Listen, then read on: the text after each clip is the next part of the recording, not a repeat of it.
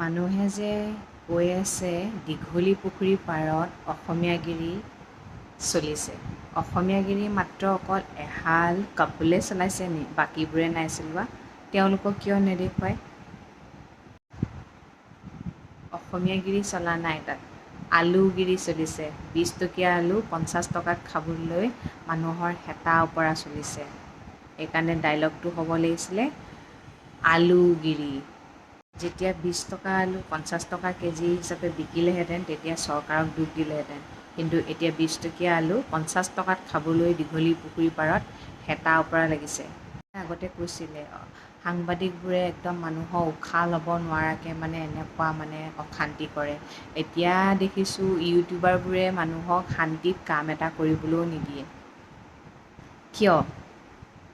আৰু কিছুমানক দেখিছোঁ ঘৰত চাগে মাকক কিবা এটা হেল্প কৰিও পোৱা নাই, ৱাইফক চাগে হেল্প কৰিও পোৱা নাই, কিন্তু তাত আলুগিৰিত আলু বনাই চিপছ বনাই খাবলৈ গৈছে। কি আচৰিত! তেওঁলোকৰ ওচৰত এতিয়া ইউটিউবাৰবোৰৰ হেতা ওপৰা চলিছে। এপইণ্টমেণ্ট লোৱাৰ দৰে লৈছে। তেওঁলোকে কামবোৰ নিয়াৰিকৈ কৰিবও পৰা নাই। অকণমান শান্তিতটো কৰিবলৈ দিয়ক। ফেচবুকতে দেখিছিলোঁ ছোৱালীজনীক এটা কুৱেশ্যন কৰিছে, তুমি ধুনীয়া হোৱাৰ কাৰণেই 50 টকাত আলু খাবলৈ আহিছে নেকি? তাতো এটা টেগ লাগি গ'ল। এতিয়া তেওঁলোকৰ সংসাৰখন ইমান ধুনীয়াকৈ চলি আছে। ভগৱানে নকৰক কেতিয়াবা যদি তেওঁলোকৰ মানুহজনে ৱাইফক ক'ব পাৰে, অঁ তোমাৰ কাৰণেহে দোকানখন চলিছে। ৱাইফে কেতিয়াবা হাজবেণ্ডক ক'ব পাৰে, অঁ মই ধুনীয়া হোৱাৰ কাৰণেহে দোকানলৈ মানুহ আহিছে। আপোনালোকে তাতো কণ্ডল সৃষ্টি কৰিব। মানুহক শান্তিৰে কাম কৰিবলৈ দিয়কচোন। ইমান হেতা ওপৰা, ইমান হেতা ওপৰা। চাওকচোন কি হৈছে, বহুত সৰু সৰু ল'ৰা ছোৱালীয়ে বিয়া পাতিছে। বহুত সৰু সৰু ল'ৰা ছোৱালীয়ে কাম কৰি খাইছে। তেওঁলোকক আপোনালোকে ফ'কাছত কিয় নাই অনা?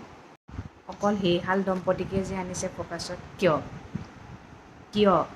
তাৰ ওচৰে পাঁজৰে থকা মানুহখিনি কিয় কুৱেশ্যন কৰা নাই? ছোৱালীজনী ধুনীয়া হোৱাৰ কাৰণেই আপোনালোক গৈছেনে নে কি কাৰণে গৈছে? সেইটো এটা মোৰ কুৱেশ্যন। ইমান এনেকুৱা কি বুলি ক'ম দেখি কিবা লাগি গৈছে। সদায় সদায় মানুহ থুপ খাই থাকিব, খাবলৈ যাওক নাযাওক এতিয়া ইউটিউবাৰবোৰ যায় কাৰণেই মানুহবোৰ তাত গৈ থুপ খাই থাকে। তেওঁলোকৰতো অকণমান চাগে আনইজি ফিল কৰে। তেওঁলোকক ইজিলি কামবোৰ কৰিবলৈ দিয়ক না।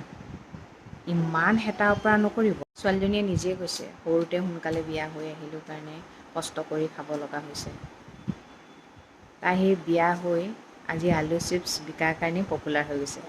তাই নিজেই পপুলাৰ হওঁ বুলি হোৱা নাই, আপোনালোকে সেইটো কাৰণে মই বেয়াও পোৱা নাই, কিন্তু মানুহৰ উৎপাতবোৰ দেখি বা আজি এজন কালি এজন আৰু বেলেগটো কিবা আছে আৰু দম্পতি ক'তো নাই নেকি? ইমান বুঢ়া বুঢ়ী মানুহে কষ্ট কৰি খুৱাইছে, তেওঁলোকক কিয় আপোনালোকে ভাইৰেল নকৰে? যদি ইমান মন যায় হাঁহিবলৈ হহুৱাবলৈ অনাথ আশ্ৰমত যাব, বৃদ্ধাশ্ৰমত যাব, তেওঁলোকৰ লগত সময় অকণমান স্পেণ্ড কৰিবচোন।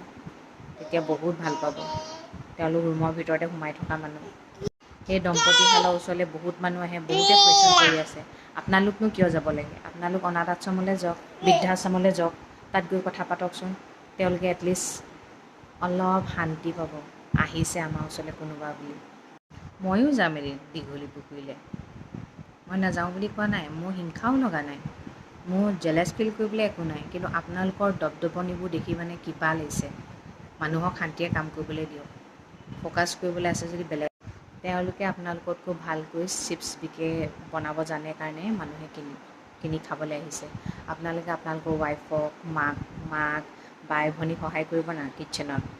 চবেই যে একদম বনাবলৈ গৈছে।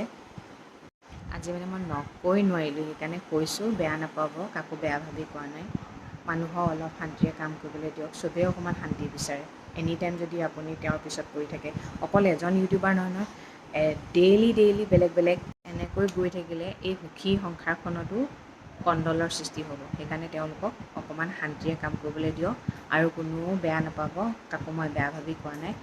যিটো মই দেখিছোঁ সেইটো মই মোৰ মনৰ ভাৱটো প্ৰকাশ কৰি দিছোঁ। তাৰ কাৰণে কোনেও বেয়া নাপাব। জয় আই অসম।